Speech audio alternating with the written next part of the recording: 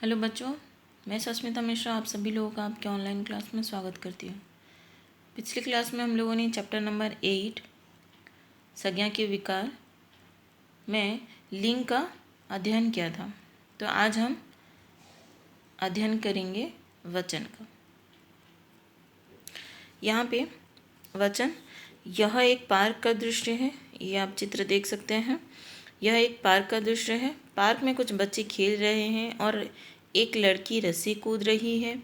वहाँ एक नीम का पेड़ है जिस पर कुछ चिड़िया बैठी हुई है। एक बच्चा उन चिड़ियों को उड़ाने का प्रयास कर रहा है। दूर बैठा हुआ एक व्यक्ति योग कर रहा है।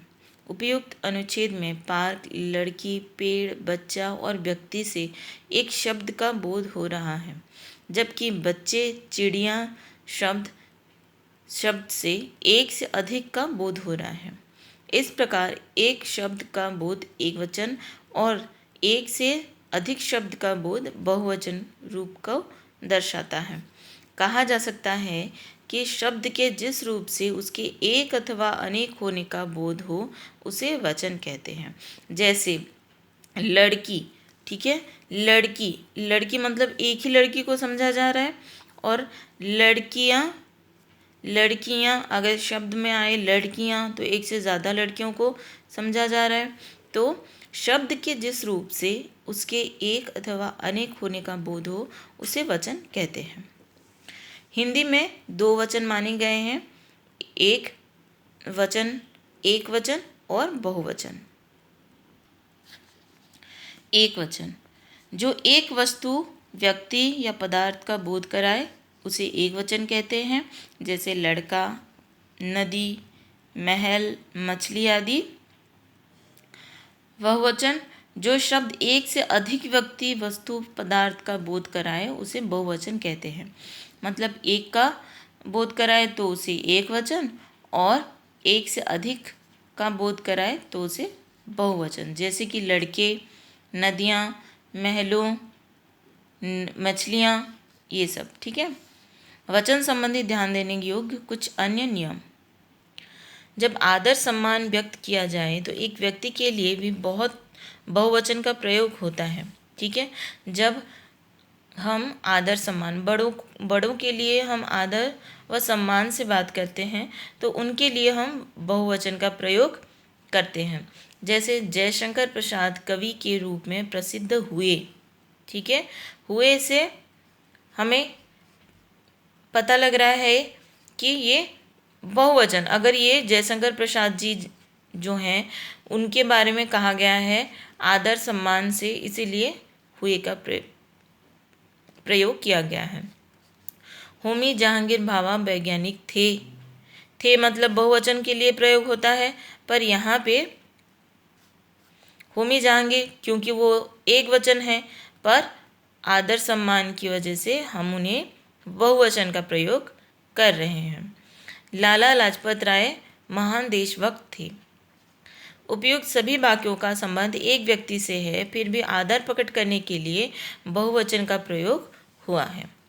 कुछ शब्द हमेशा बहुवचन में ही प्रयुक्त होते हैं, जैसे हस्ताक्षर, प्राण, दर्शन, होश आदि।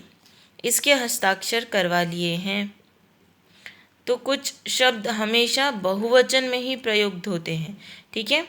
हस्ताक्षर, प्राण, दर्शन और होश, इसका अभ्यास आप करते रहिए ताकि आपको इसका पता लग सके। इंजेक्शन के नाम से ही सुधा के प्राण निकलते हैं। हमें मानसरोवर की यात्रा में बर्फ से ढकी चोटियों के दर्शन हुए। अटेची का ताला टूटा देख रजनी के होश उड़ गए। कुछ शब्द एक वचन में ही प्रयुक्त होते हैं, जैसे वर्षा, पानी, जनता, आकाश, सत्य, सहायता, व्यथा आदि। ये सारे जो हैं एक वचन में ही प्रयुक्त होते हैं। कल खूब वर्षा हुई, आज आकाश बिल्कुल साफ है। कहने को लोकतंत्र है, पर जनता की सुनता कौन है। अनेक लोगों ने रेल दुर्घटना के समय यात्रियों की सहायता की।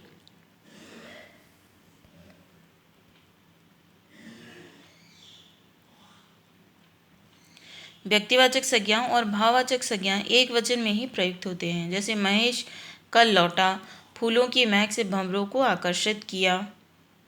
वैसे जातिवाचक संज्ञाएं एक वचन और बहुवचन दोनों रूप में प्रयुक्त होती हैं।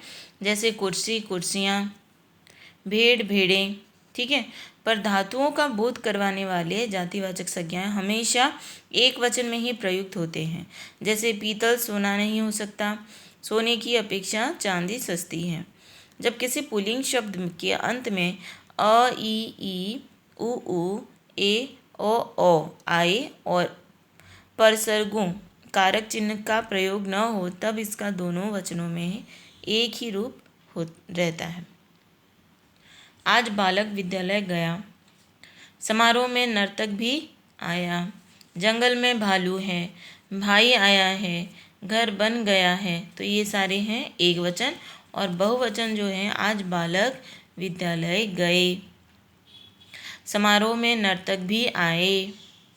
देखिए यहाँ पे नर्तक और बालक सेम ही है, मतलब एक जैसे ही हैं। विद्यालय भी एक जैसे ही हैं, पर यहाँ पे गया और गए, ठीक है। तो यहाँ पे एक वचन है गया और गए हैं बहुवचन। जंगल में भालू हैं, भाई आए हैं, घर बन गए हैं, ठीक है। तो आप इन सब का अभ्यास करें और नेक्स्ट क्लास में हम लोग वचन परिवर्तन के बारे में पढ़ेंगे। Thank you.